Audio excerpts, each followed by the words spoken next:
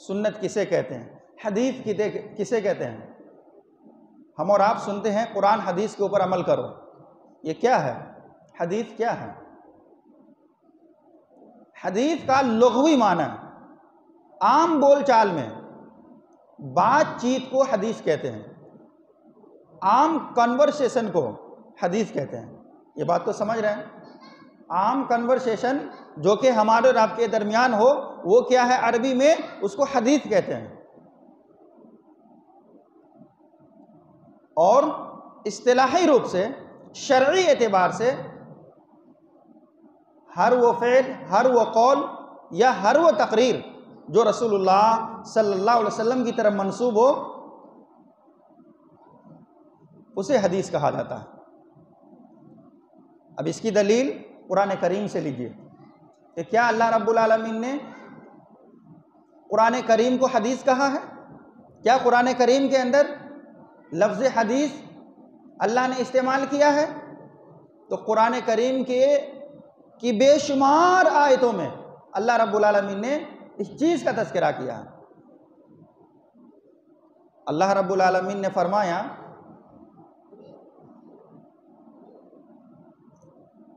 فَبِأَيِّ حَدِيثٍ بَعْدَهُ يُؤْمِنُونَ۔ اللہ کا فرمان ہے، سورۃ المرسلات کی آیت ہے اور یہ آخری آیت ہے۔ اللہ نے فرمایا فَبِأَيِّ حَدِيثٍ بَعْدَهُ يُؤْمِنُونَ، کیا میں اس حدیث کے بعد بھی تمہارے پاس کوئی کتاب نازل کروں جس کے اوپر تم ایمان لاؤ گے؟ یعنی قرآن کریم کو اللہ رب العالمین نے کیا کہا؟ حدیث کہا ہے۔ اسی طریقے سے احادیث رسول صلی اللہ علیہ وسلم کا جائزہ لیں گے تو آپ کو پتہ چلے گا کہ آپ صلی اللہ علیہ وسلم ہمیشہ ہر خطبے میں ارشاد فرمایا کرتے تھے فَإِنَّ خَيْرَ الْحَدِيثِ كِتَابُ اللَّهِ وَخَيْرَ الْهَدْيِ هَدْيُ مُحَمَّدٍ صلی اللہ علیہ وسلم۔ فَإِنَّ خَيْرَ الْحَدِيثِ كِتَابُ اللَّهِ، بات چیت میں، کانورسیشن میں سب سے بہترین بات چیت، سب سے بہتر کانورسیشن اگر کوئی چیز ہے تو وہ اللہ کی کتاب ہے، اللہ کی کتاب ہے۔ سب سے بہترین حدیث اللہ کی کتاب ہے اور سب سے بہترین طریقہ محمد الرسول اللہ صلی اللہ علیہ وسلم کا طریقہ ہے۔ تو یہ لغوی اور اصطلاحی تعریف ہے حدیث کی، جو کہ میں نے قرآن کریم کی آیت کریمہ اور احادیث رسول صلی اللہ علیہ وسلم سے آپ کے سامنے یہ ثابت کیا کہ لفظ حدیث قرآن میں بھی ہے اور لفظ حدیث حدیث میں بھی ہے۔ تو قرآن کریم کو بھی حدیث کہا جاتا ہے۔ غور و فکر کرنے کی بات ہے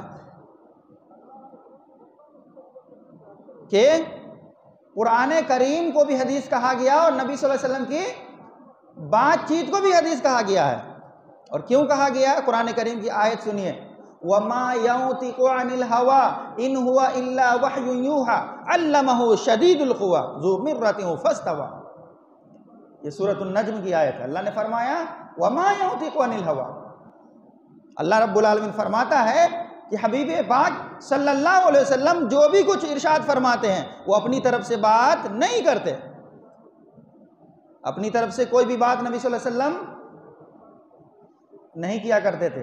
وَمَا يَنطِقُ عَنِ الْهَوَىٰ إِنْ هُوَ إِلَّا وَحْيٌ يُوحَىٰ، بلکہ اللہ کے نبی کے اوپر وحی کی جاتی تھی۔ تو بات سمجھ میں آ رہی ہے نا کہ حدیث کسے کہتے ہیں؟ اللہ کے کلام کو بھی حدیث کہا جاتا ہے۔ رسول اللہ صلی اللہ علیہ وسلم کے فعل، آپ صلی اللہ علیہ وسلم کے اعمال، آپ صلی اللہ علیہ وسلم کے اقوال اور آپ کی طرف منسوب کردہ تقریر کو بھی حدیث کہا جاتا ہے۔ اب آئیے ہم اور آپ سمجھتے ہیں کہ سنت کی کتنی قسمیں ہیں۔ سنت کی کتنی قسمیں ہیں؟ سنت کی 3 قسمیں ہیں۔ 3 سنت کی کتنی قسمیں ہیں؟ 3 قسمیں ہیں۔ پہلی قسم قولی سنت کہلاتی ہے۔ کون سی سنت؟ قولی سنت، یعنی آپ صلی اللہ علیہ وسلم نے جن چیزوں کا حکم فرمایا ہے، آپ صلی اللہ علیہ وسلم نے جن چیزوں کا حکم فرمایا ہے وہ آپ صلی اللہ علیہ وسلم کی قولی سنت ہے۔ یوں تو بہت ساری باتوں کو آپ صلی اللہ علیہ وسلم نے بطور حکم مسلمانوں کے اوپر نافذ فرمایا، مسلمانوں کے لیے لازم فرمایا۔ میں محض آپ کے سامنے آپ صلی اللہ علیہ وسلم کے ان احادیث کو سامنے رکھنا چاہتا ہوں جو نماز کے متعلق ہے۔ قولی حدیث دیکھیے آپ صلی اللہ علیہ وسلم نے کس چیز کا حکم فرمایا۔ آپ صلی اللہ علیہ وسلم نے ارشاد فرمایا، مالک ابن حویرث رضی اللہ تعالیٰ عنہ حدیث کے راوی ہیں، صحیح بخاری کے اندر 631 نمبر کی روایت ہے۔ وہ فرماتے ہیں کہ ہم چند نوجوان مل کر کے آپ صلی اللہ علیہ وسلم کے پاس آئے دین سیکھنے کے لیے، ایمان سیکھنے کے لیے، سنت سیکھنے کے لیے کہ آپ صلی اللہ علیہ وسلم کے گفتار کیسے ہیں، آپ صلی اللہ علیہ وسلم کے اعمال و کردار کیسے ہیں، آپ صلی اللہ علیہ وسلم کی نمازیں کیسی ہے۔ تو 20 یومن و لیلتن، تو ہم سبھی نوجوان 20 دن اور رات رکے آپ صلی اللہ علیہ وسلم کے پاس، دین سیکھے۔ بات سمجھ میں آ رہی ہے نا؟ دین سیکھنے آئے ہیں، کوئی اپنے مفاد کے لیے مکہ سے مدینے کا سفر نہیں ہوا، محض دین کی غرض سے آئے ہیں کہ جائیں گے تو اللہ کے نبی صلی اللہ علیہ وسلم سے صحیح دین کا علم ہو جائے۔ اس حدیث سے یہ بھی پتہ چلتا ہے کہ ہم ہر مسلمانوں کو چاہیے ہمیں کہ ہم قرآن مجید کے صحیح علم کو سیکھیں، قرآن مجید کے صحیح ترجمانی کو سیکھیں، نبی صلی اللہ علیہ وسلم کی ہر سنت کے صحیح علم حاصل کریں۔ تو جب ہم آئے تو اللہ کے نبی صلی اللہ علیہ وسلم بہت ہی ملنسار تھے۔ دیکھیے آپ صلی اللہ علیہ وسلم کی توصیف بیان ہو رہی ہے، کون کر رہے ہیں؟ مالک ابن حویرث رضی اللہ تعالیٰ عنہ کر رہے ہیں، اور کیا کہہ رہے ہیں کہ جب ہم آپ صلی اللہ علیہ وسلم سے ملاقات کیے تو آپ صلی اللہ علیہ وسلم اتنے ملنسار تھے کہ کیا کہنا۔ آپ صلی اللہ علیہ وسلم کتنے ملنسار تھے، بس اس حدیث سے آپ اندازہ لگا سکتے ہیں کہ آپ صلی اللہ علیہ وسلم کے لیے کوئی الگ سے گدی یا کوئی الگ سے اسٹیج اور کرسی نہیں لگائے جاتے تھے۔ آپ صلی اللہ علیہ وسلم کا یہ انداز تھا کہ جس طریقے سے صحابہ بیٹھتے تھے وہیں آپ صلی اللہ علیہ وسلم بھی بیٹھا کرتے تھے، عام لوگوں میں مل کر کے رہا کرتے تھے۔ یہ آپ صلی اللہ علیہ وسلم کی ملنساری کی ایک مثال ہے۔ تو مالک ابن حویرث رضی اللہ تعالیٰ عنہ آتے ہیں تو آپ 20 دن اور رات رہتے ہیں، 20 دن اور رات۔ جب آپ صلی اللہ علیہ وسلم کو ایسا لگا کہ یہ لوگ کہیں گھبرا نہ جائے، یہ نوجوان ہیں، کہیں ان کو تقاضے نہ ہونے لگے، تو آپ صلی اللہ علیہ وسلم نے فرمایا، اے مالک کیا گھر جانا چاہتے ہو؟ گھر پہ کون لوگ ہیں؟ گھر پہ کون لوگ ہیں؟ دیکھیں جو ذمہ دار ہیں انہیں اس چیز کا احساس ہونا چاہیے کہ جو آپ کی رعایا ہے، جو آپ کی ذمہ داری میں ہے، ان کی ہر خبر لیجئے۔ آپ صلی اللہ علیہ وسلم خبر لے رہے ہیں گھر میں کون لوگ ہیں۔ تو مالک ابن حویرث رضی اللہ تعالیٰ عنہ کہتے ہیں کہ اللہ کے نبی صلی اللہ علیہ وسلم، ہاں ہم لوگ واقعی گھر جانا چاہتے ہیں، اور گھر میں بیوی بچے ہیں، ماں باپ ہے، بھائی بہن ہے، سارے رشتہ داران ہیں۔ تو اللہ کے نبی صلی اللہ علیہ وسلم نے کیا فرمایا؟ مالک ٹھیک ہے آپ جائیے، لیکن جب راستے میں نماز کا وقت ہو جائے، راستے میں نماز کا وقت ہو جائے تو آپ صلی اللہ علیہ وسلم نے فرمایا صلو کما رأیتمونی اصلی، کہ نماز کیسے پڑھو گے؟ اللہ کے نبی نے فرمایا جس طریقے سے مجھے پڑھتے ہوئے دیکھا ہے اسی طریقے پہ نماز پڑھنا۔ اگر طریقہ ادھر سے ادھر ہوا تو وہ نماز نہیں ہوگی، نماز باطل ہو جائے گی۔ اب بتائیے، اس حدیث سے ایک اور نقطہ میں بیان کر دیتا ہوں کہ ہم اور آپ سفر میں ہوتے ہیں، کبھی نماز کی یاد آتی ہے؟ جناب گھر میں نماز کی یاد نہیں آ رہی ہے تو سفر میں کیا نماز؟ اور دیکھیے سفر میں جا رہے ہیں نا، صحابی رسول کو یہ حکم ہو رہا ہے، نبی صلی اللہ علیہ وسلم کیا فرما رہے ہیں کہ اسی طریقے سے نماز پڑھنا جس طریقے سے یہاں مجھے نماز پڑھتے دیکھا ہے۔ اب آپ صلی اللہ علیہ وسلم کیسے نماز پڑھتے اور پڑھاتے تھے؟ آئیے مزید حدیث سنتے ہیں۔ سب سے پہلے نماز میں کیا کیا جاتا ہے؟ سب بندی کی جاتی ہے نا، سب بندی کی جاتی ہے۔ لوگ باوضو ہو کر کے تو آتے ہی ہیں، اور جماعت سے نماز پڑھنی ہے تو پہلے صف بندی کیجئے، پھر اس کے بعد نماز ہوتی ہے۔ تو ہماری صف بندی میں اور آپ صلی اللہ علیہ وسلم کی صف بندی میں کیا فرق ہے، یہ بتانا چاہ رہا ہوں۔ اور یہ بھی حکمی حدیث ہے، یہ بھی قولی حدیث ہے، یہ بھی آپ صلی اللہ علیہ وسلم کا حکم ہے، اس چیز کو سمجھیے۔ سنن ابو داؤد کے اندر 662 نمبر کی روایت ہے، نعمان ابن بشیر رضی اللہ تعالیٰ عنہ حدیث کے راوی ہے، غور سے سنیے۔ آپ صلی اللہ علیہ وسلم کے بارے میں نعمان ابن بشیر رضی اللہ تعالیٰ عنہ کہتے ہیں کہ آپ صلی اللہ علیہ وسلم کیسے صف بندی کیا کرتے تھے۔ نماز جب شروع ہوتی نا تو آپ صلی اللہ علیہ وسلم کیا کرتے، عام مصلیان کی طرف متوجہ ہو جاتے، یعنی ادھر دیکھتے اور صف کو پہلے سیدھی کرواتے، پورے صف اچھی طریقے سے شیشہ پلائی ہوئی دیوار کی طرح سیدھی کرواتے، اور جب ہم سیدھے ہو جاتے تب پھر کہتے اللہ کے نبی اللہ اکبر۔ اب غور فرمائیے کہ آپ صلی اللہ علیہ وسلم جب تک کہ صف سیدھی نہیں ہوتے، صف کو جب تک میں صف میں لوگ برابر نہیں ہوتے، آپ صلی اللہ علیہ وسلم اللہ اکبر نہیں کہا کرتے تھے۔ فَإِذَا اسْتَوَيْنَا کا لفظ ہے، جب ہم لوگ سیدھے ہو جاتے تب سیدھے کیسے ہوتے بھائی؟ حدیث ہے، اب حدیث سنیے۔ نعمان ابن بشیر رضی اللہ تعالیٰ عنہ کہتے ہیں کہ 3 مرتبہ اللہ کے نبی صلی اللہ علیہ وسلم نے فرمایا اقیموا صفوفکم اقیموا صفوفکم اقیموا صفوفکم، اپنے صفوں کو درست کر لو، اپنے صفوں کو درست کر لو، اپنے صفوں کو درست کر لو،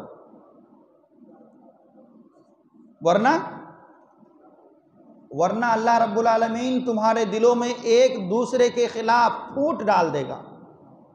اگر صفیں درست نہیں ہوئی، صفیں ٹیڑھی رہی، لوگ ایک دوسرے سے مل کر کے کھڑے نہیں ہوئے تو آپس میں انتشار ہو جائے گا، ایک دوسرے سے حسد کرنے لگ جاؤ گے، جلنے لگ جاؤ گے، اللہ تمہارے دلوں میں پھوٹ ڈال دے گا۔ کون ڈالے گا؟ اللہ ڈال دے گا۔ اور اگر اللہ رب العالمین کسی کے دل میں پھوٹ ڈال دے تو پھر انہیں ہدایت کون دے گا؟ تو نعمان ابن بشیر رضی اللہ تعالیٰ عنہ کہتے ہیں کہ ہم میں سے ہر شخص، جیسے اللہ کے نبی نے فرمایا نا کہ تم اپنی صفوں کو ضرور سیدھی کر لو، ورنہ تمہارے دلوں میں ایک دوسرے کے خلاف اللہ رب العالمین پھوٹ ڈال دے گا، تو ہم میں سے ہر شخص موڑھے سے موڑھا، یہ موڑھا بولتے ہیں، کاندھے کو کیا بولتے ہیں؟ موڑھا، موڑھے سے موڑھا، گھٹنے سے گھٹنا، ٹخنے سے ٹخنا اور قدم سے قدم ملا کر کے کھڑے ہو جاتے۔ بات تو پوری سمجھ میں آ گئی ہوگی، گھٹنا کسے کہتے ہیں، ٹخنا کسے کہتے ہیں، قدم کسے کہتے ہیں، موڑھا کسے کہتے ہیں؟ اب بتائیے، ہم میں سے ہر شخص یعنی تمام مصلیان، کیا چھوٹے کیا بڑے، کیا گورے کیا کالے، کیا عام کیا خاص، اس لیے ایک شاعر کیا کہتا ہے، ایک ہی صف میں کھڑے ہو گئے محمود و ایاز، نہ کوئی بندہ رہا نہ کوئی بندہ نواز۔ یہی تو ایک اتحاد کا درس ہے، یہی تو ایک اعتدال کا راستہ ہے کہ جس میں میرے بھائیوں کوئی امیر غریب نہیں دیکھا جاتا۔ یہی ایک ایمانی ایک ایسا راستہ ہے اور اسلامی ایک ایسا پلیٹ فارم ہے جو سب کو برابری کا حق دیتا ہے۔ تو اللہ کے نبی نے کیا فرمایا کہ دیکھو تم اپنے صفوں کو درست کر لو۔ صحابی رسول نے کیا کیا؟ صحابی رسول کا یہ عمل کیا رہا کہ ہر شخص موڑھے سے موڑھا، گھٹنے سے گھٹنا اور ٹخنے سے ٹخنا، قدم سے قدم ملا کر کے کھڑے ہو گئے۔ اب بتائیے، اب اس حدیث کو سامنے رکھیے اور ہماری اور آپ کی نمازوں کا جائزہ لیجیے۔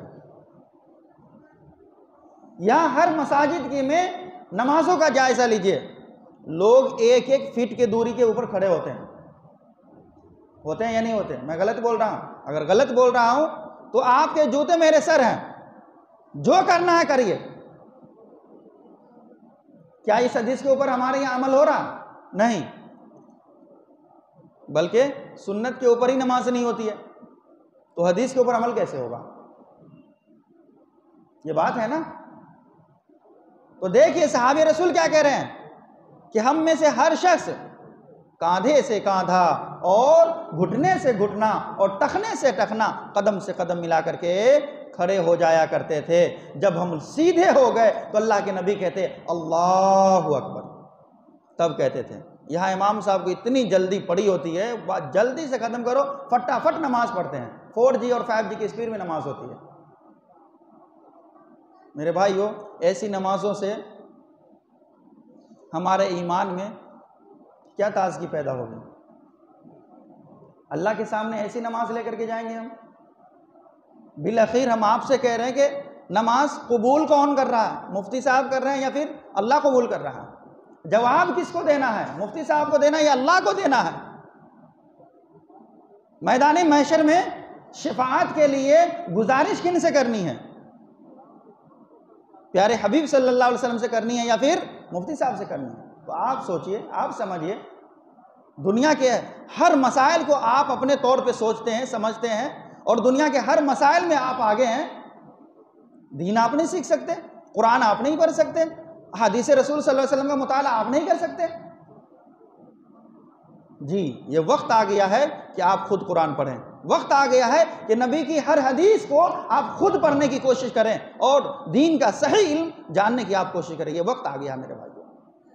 تو یہ قولی حدیث ہے کہ آپ صلی اللہ علیہ وسلم کیا کہتے؟ لوگوں کو یہ حکم دیا کرتے کہ دیکھو اپنے صفوں کو درست کر لو۔ اسی طریقے سے ایک اور قولی حدیث سنا دیتا ہوں۔ اللہ کے نبی صلی اللہ علیہ وسلم نے کیا فرمایا؟ اذا قال الامام غیر المغضوب علیہم ولا الضالین فقولوا آمین۔ یہ حدیث ہے۔ اللہ کے نبی نے فرمایا جب امام غیر المغضوب علیہم ولا الضالین کہے تو تم سب مل کر کے آمین کہو۔ ایک حدیث میں فَأَمَّنَ الْإِمَامُ فَأَمِّنُوا، جب امام آمین کہے تو تم بھی آمین کہو۔ آمین کہنا ہی ہے۔ آپ اگر نبی کی حدیث کو سامنے رکھیں گے، ہمارے علماء کے فتاوے سامنے رکھیں گے، تو پتہ چلے گا کہ ہمارے ائموں نے یہ بھی فتویٰ دیا کہ اگر آمین بولو گے تو منہ میں آگ بھر دیا جائے گا۔ نبی کہہ رہے ہیں کہ آمین کہو، اور ہمارے عالم کہہ رہے ہیں کیا؟ اگر آمین کہہ دیا تو منہ میں آگ بھر دیا جائے گا۔ ایسا کون سا جملہ آمین ہے؟ کون سی گالی ہے؟ ماں کی یا بہن کی؟ بتائیے۔ اس لیے میں کہہ رہا ہوں آپ کو خود پڑھنا چاہیے، آپ خود احادیث کا مطالعہ کریں۔ اب یہاں ایک مسئلہ پھنستا ہے کہ آمین دھیرے سے بولا جائے یا زور سے بولا جائے؟ یہ بات صحیح ہے، کچھ لوگ اس میں کہتے ہیں۔ سنن ترمذی شریف کے اندر دونوں احادیث مروی ہے، ایک کے بعد دیگر ہے۔ اس کے اندر ایک لفظ ہے رفع، ایک ہے خفضہ۔ رفع کا مطلب ہوتا ہے بلند آواز سے، اور خفضہ کا مطلب ہوتا ہے تھوڑا دھیرے سے، تھوڑا دھیرے سے۔ ایک حنفی عالم ہے، اللہ رب العالمین ان کے قبر کو نور سے بھر دے، اللہ رب العالمین ان کی مغفرت فرمائے۔ انہوں نے جو فیصلہ کیا اس حدیث کے بارے میں، اللہ کی قسم کہہ رہا ہوں، ہمارے جیسے کروڑوں علماء کے فتاوے ان کے اوپر قربان ہوں۔ انہوں نے فیصلہ کیا کہ اگر یہ مسئلہ جو ہے صرف ہمیں دیا جائے حل کرنے کے لیے اور میرا موقف جانا جائے تو میں یہ فیصلہ کروں گا رفع اور خفضہ میں جو لفظ ہے کہ زور سے یا تھوڑے دھیرے سے، تو میرا فتویٰ یہی ہوگا نہ اتنا زور سے بولا جائے کہ پورے محلے کی لوگ سنیں، اور نہ ہی اتنے دھیرے بولا جائے کہ آپ بھی خود نہ سن پائیں، بلکہ اس طریقے سے بولا جائے کہ مسجد گونج جائے۔ آمین کس طریقے سے بولا جائے کہ مسجد گونج جائے۔ اب مسجد کیسے گونجے گی یہ آپ اور ہم جو ہے تھوڑا سا عقل و شعور سے کام لیں گے تو انشاءاللہ سب پتہ چل جائے گا۔ میڈیم آواز میں سارے لوگ اگر بولے تو مسجد گونج جائے گی۔ اب ایسا نہیں ہے، کچھ لوگ کرتے ہیں کہ ہوتے ہیں آخری سب میں اور امام صاحب کو آمین سنا رہے ہوتے ہیں، اتنے زور سے بولتے ہیں آمین، ایسا لگتا ہے کہ پورے آمین وہی بول دیے۔ یہ بھی غلط ہے۔ اور کچھ لوگ امام کے پیچھے ہی ہوتے ہیں، پتہ ہی نہیں چلا آمین بولے کہ نہیں بولے۔ تو اس لیے اس طریقے سے بولیے، میڈیم آواز میں بولیے کہ مسجد گونج جائے۔ تو یہ قولی حدیث ہے۔ یہ کیا ہے؟ قولی حدیث ہے۔ آپ صلی اللہ علیہ وسلم کا یہ حکم ہے، اور اس حکم کے اوپر ہمیں ایمان لانا چاہیے اور عمل کرنا چاہیے۔ اب دوسری حدیث دوسری قسم کی حدیث ایک فعلی حدیث ہے، یعنی آپ صلی اللہ علیہ وسلم نے جو کہا وہ سنت، جو حکم دیا وہ سنت ہے، جو آپ صلی اللہ علیہ وسلم نے کر کے بتایا ہے وہ بھی ہمارے لیے سنت ہے، جو آپ صلی اللہ علیہ وسلم نے کر کے بتایا ہے وہ بھی ہمارے لیے کیا ہے؟ سنت ہے۔ یہ بات یاد رکھیے، آپ صلی اللہ علیہ وسلم نے جو عمل کیا ہے وہ بھی ہمارے لیے کیا ہے؟ سنت ہے۔ اور یہ سنت کی دوسری قسم ہے سنیے حدیث۔ اللہ کے نبی صلی اللہ علیہ وسلم کا یہ معمول تھا کہ آپ صلی اللہ علیہ وسلم جمعہ کی فجر کی نماز میں سورہ سجدہ اور سورۃ الدہر پڑھا کرتے تھے۔ بات سمجھ میں آ رہی ہے؟ ہو سکتا ہے کہ آپ لوگ نہیں سمجھ رہے ہو یہ باتیں، کیونکہ ہم لوگ قرآن نہیں پڑھتے ہیں، اتنا علم نہیں ہے۔ اگر امام صاحبان اس چیز کے اوپر اگر ہمارے مساجد میں عمل کرتے تو ضرور کہیں نہ کہیں یہ باتیں ہمارے دل کو لگتی۔ تو یہ آپ کے لیے نئی سنت ہے، سمجھ لیجئے۔ اللہ کے نبی صلی اللہ علیہ وسلم کا یہ معمول تھا، آپ صلی اللہ علیہ وسلم جمعہ کی فجر میں سورہ سجدہ پڑھا کرتے تھے۔ الف لام میم تنزیل الکتاب لا ریب فیہ من رب العالمین، یہ سورت پڑھا کرتے تھے۔ 21ویں پارے کی سورت ہے، اور 29ویں پارے کی سورت هل أتى على الإنسان حين من الدهر لم يكن شيئا مذكورا، یہ سورت پڑھا کرتے تھے۔ یہ آپ صلی اللہ علیہ وسلم کا معمول تھا کہ آپ صلی اللہ علیہ وسلم ہر جمعہ کی فجر میں ان دونوں سورتوں کو پڑھا کرتے تھے۔ کیا ہماری مسجد میں یہ صورتیں پڑھی جاتی ہے؟ آپ کسی بھی مسجد میں آپ نماز پڑھ لیجئے اور ہمیں بتا دیجئے، آنے والا جمعہ بھی جمعہ آئے گا، کسی ایک مسجد میں بھی عمل ہو رہے ہو اس سنت کے اوپر؟ نہیں، پتہ ہی نہیں ہے۔